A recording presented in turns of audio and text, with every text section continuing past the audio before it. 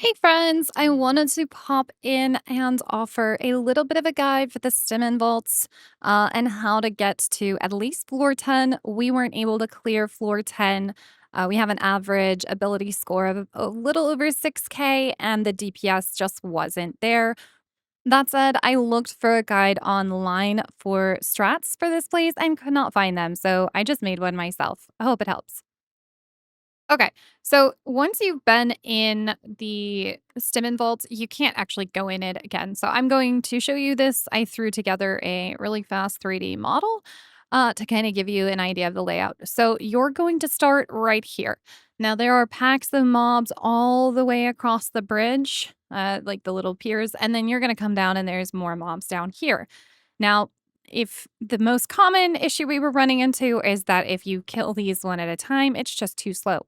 The thing about the NPCs is they do not reset if you take them out of their area. So the best strategy for the higher level Simon vaults is to run everything to this corner right here, where these mobs are, and have one person go down here, pick up all the mobs, run back up the stairs, and meet the rest of the group that starts over here right there. Um, Now, I would not have your healer do this. Ducky was our healer, and the only complication is the group up here starts dying. So I would offer a suggestion of sending a DPS, and obviously not the tank, to go down here and pick up these. There is, when you are in a higher level, there is a little watcher eye here, and it moves around the room. The best RNG is when you start the run and you guys are going this way, the watcher's eye will be moving this way. If you start a run and the watcher's eye is going this way, the opposite direction towards you, you're going to have to stop at this corner, wait for it to pass, and then run here. There is an opposite RNG problem, which is probably the better one to have. If the watcher is starting this way, the person down here, as they're collecting the mobs, is going to run into it up here. And then it's going to be a challenge to get up the stairs. You're going to die. That's actually entirely okay.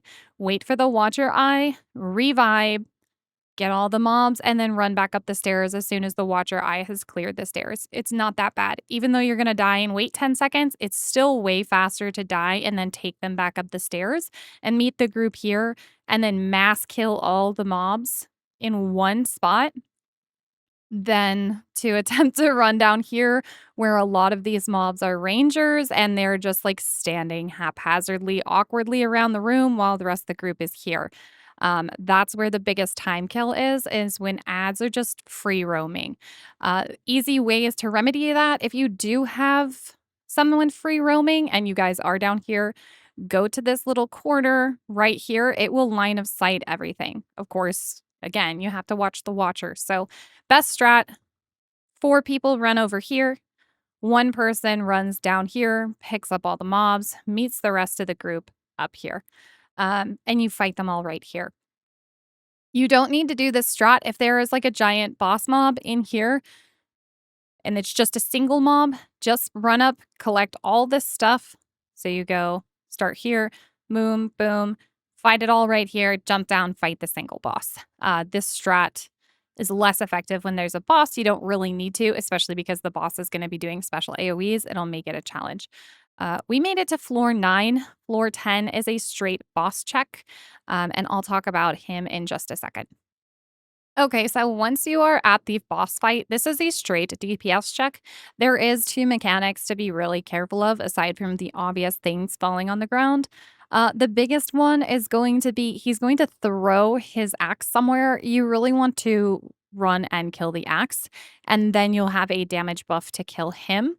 The axe does ticking fire damage, so really you need everyone to switch to it immediately. Take the ticking fire damage, help your healer out by popping a potion at that time, and burn it down. The ticking fire damage is not that much. If you kill it fast enough, there's like a ramp up before it even starts doing damage. So if you kill it fast enough, you're not going to be taking that much damage.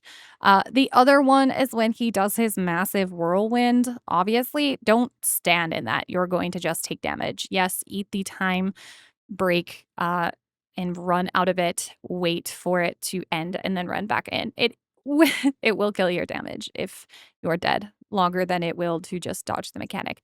I hope that helps everybody get to floor 10 here. I know it's a DPS check right now. Our group was like low 6,000 with one person in like mid 6,000. So it's not like you really need to have super heavy, massive pumping DPS. We did it with 3 DPS, a healer, and a tank, though. And I would suggest that comp. You could also do it like 4 people, 2 DPS, a tank, and a healer, but invite your guildies. All right, guys, hope this guide helps. We'll update it as we get further into the Stimen vaults. I decided to just do this because there's absolutely nothing about this stuff online. So best of luck. Hope this helps. Enjoy your gaming.